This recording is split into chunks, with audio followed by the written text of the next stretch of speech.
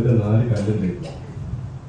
ഞാനെന്റെ വേദനയും അനുഭവിച്ച് ഒരു 1.5 വർഷത്തോളം മരുന്നുകളൊക്കെ കഴിച്ച് ഇങ്ങനെ പോകുന്ന അവസരത്തില് അതിന്റെ കൂടെ തന്നെ എനിക്കിപ്പോ 50 വയസ്സായി.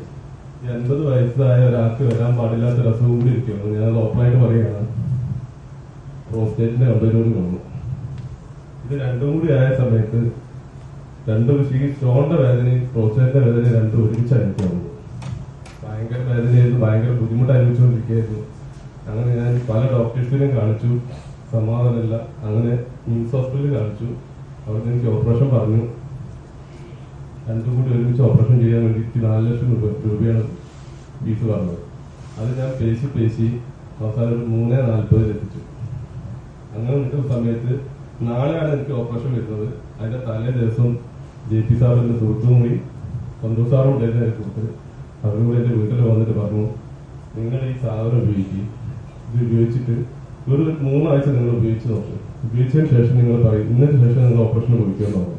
അങ്ങനെ ഞാൻ എന്ത് ചെയ്തു, ഡോക്ടറോട് പറഞ്ഞു, എനിക്ക് ഇപ്പം കാശിന് കുറച്ച് ബുദ്ധിമുട്ടുണ്ട്, എനിക്ക് ഒരു 3 ആഴ്ച കൊണ്ട് സാർ സമയം തരുന്നു. എനിക്ക് പെയിൻ കില്ലർ തന്നു.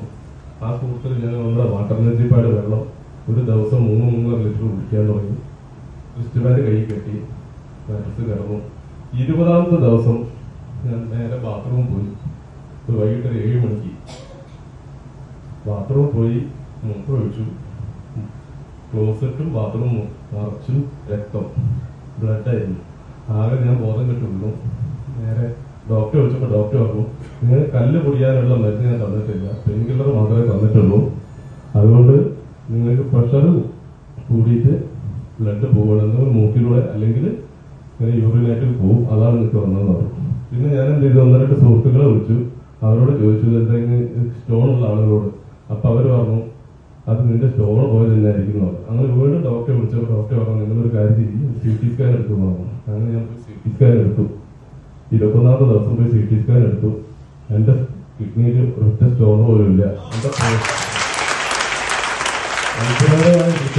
പറഞ്ഞു. കാരണം ഞാൻ അതിന്റെ ദൈവത്തിനോട് നന്ദി പറയുന്നതിനുള്ളിൽ JP സാറോട്, സന്തോഷ് സാറ്, സുരേഷ് സാറോട് ഇവരോട് ഇന്ന് ഞാൻ കടത്തിലാണ് വിളിച്ചത്.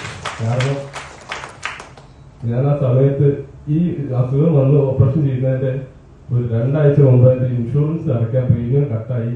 കാരണം 1 വർഷം അടച്ചിട്ട് ഒരു അസുഖം വന്നില്ല. പിന്നെ ഇതിനെ അടയ്ക്കുന്നതിന് ശേഷമാണ് എനിക്ക് ഈ അസുഖം വരുന്നത്. അത് പലരിടത്തുനിന്നും പൈസയൊക്കെ റോൾ ചെയ്തിട്ടാണ് ഞാൻ ഓപ്പറേഷന് വേണ്ടി അടയ്ക്കാൻ വേണ്ടി വെച്ചത്. അത് എനിക്കൊരു വലിയൊരു അനുഗ്രഹമായി മാറുകയുണ്ടായത്. അങ്ങനെ എന്റെ പ്രോസ്റ്റേറ്റിന്റെ ഭാഗം വീക്ക് എന്ന് പറഞ്ഞത് 22.957 ആയിരുന്നു.